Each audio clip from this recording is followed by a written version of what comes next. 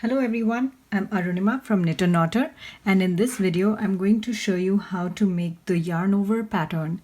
It's a very simple pattern and it's an interesting technique I learned about recently.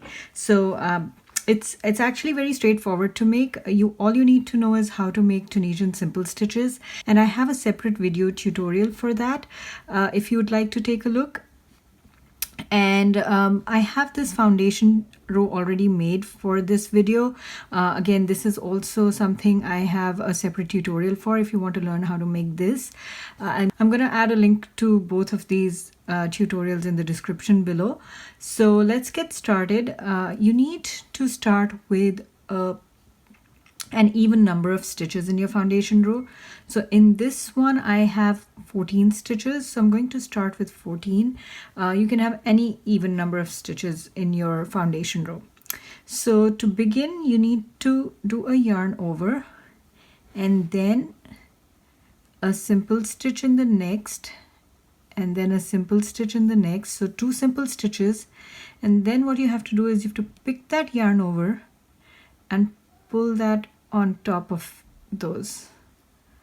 That's all. So you do a yarn over, simple stitch, simple stitch, and then pick that yarn over and pull it.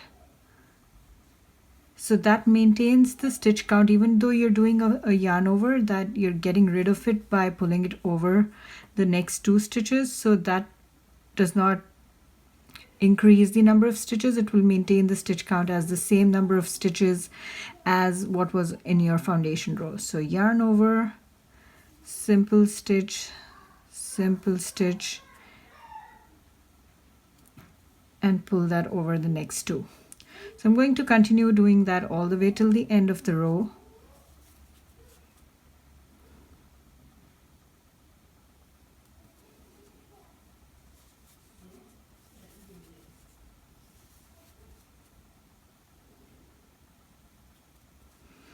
And I'm at the end of the row now, so I'm just going to make my last stitch, or the edge stitch, as I normally would, by picking the last 2 vertical bars, yarn over, pull through, and this is how it's looking at the end of the forward pass. And now I'm just going to make the reverse pass as I would normally do. So that's chain 1 and then yarn over, pull through 2 all the way till the beginning.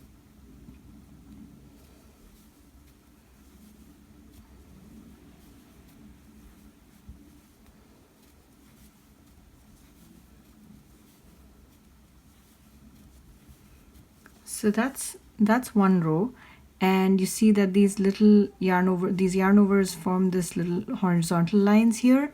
So that's pretty much it, what's there to the pattern. But if you want to make a full project with it, or a swatch, so there are 2 ways you can go about it. You could line these on top of one another by just repeating what I just did, or you can stagger them, and I'm going to show you how. So that will be the second row, which is you would start with just a TSS, a simple stitch, and then you'll do your yarn over and 2 simple stitches and pull that yarn over the 2 simple stitches.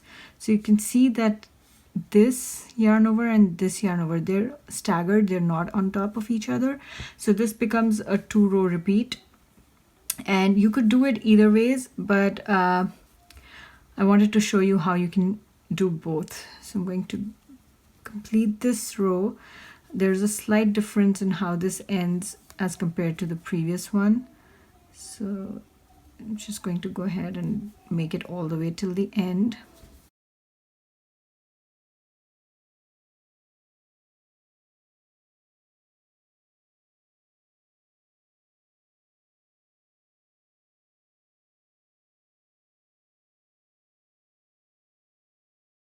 So there, and now, so I'm left with just 1 stitch here, which is not counting this last stitch here. So I'm going to make a simple stitch in this one, no yarn over before that, and then an edge stitch or a last stitch by picking the last 2 vertical bars. And then just go ahead and make the reverse pass as you normally would. Chain 1, yarn over, pull through 2, yarn over, pull through 2 all the way to the beginning.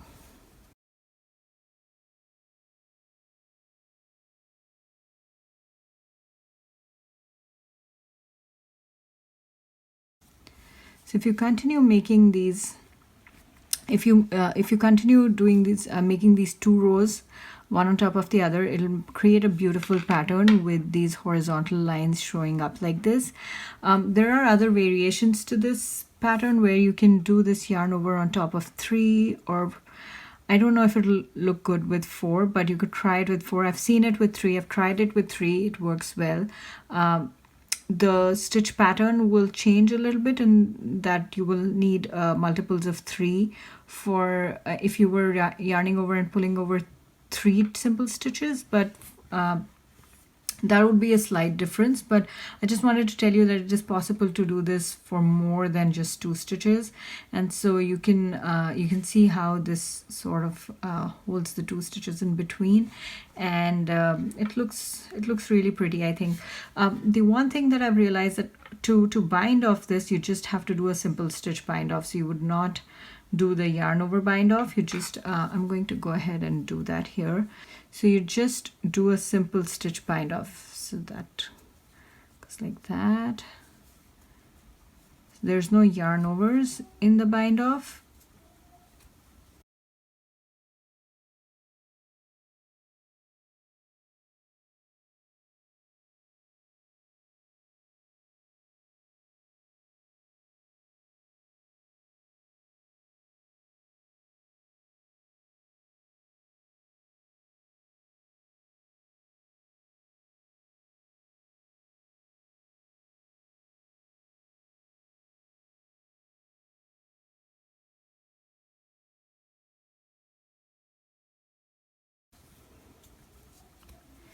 Here, that's how it looks.